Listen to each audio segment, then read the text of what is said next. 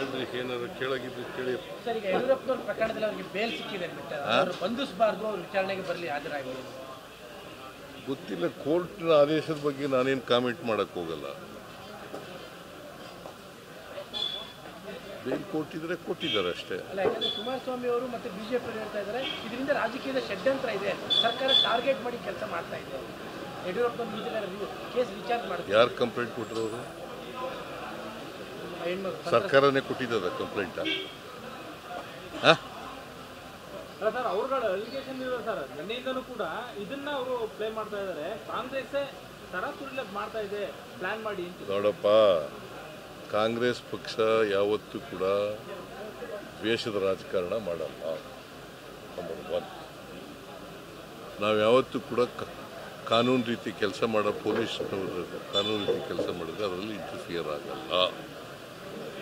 Number 2.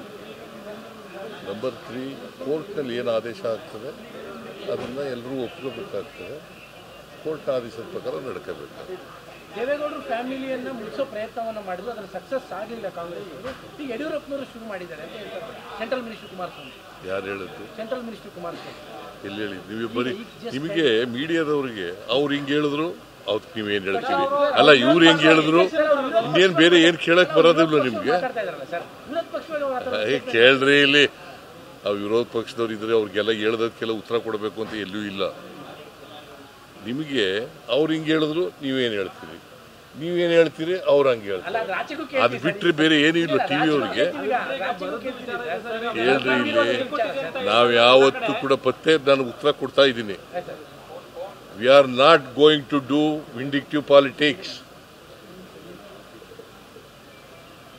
We are respecting rule of law. We are respecting law of the land. Whatever law says, we'll go by it. We are law-abiding citizens.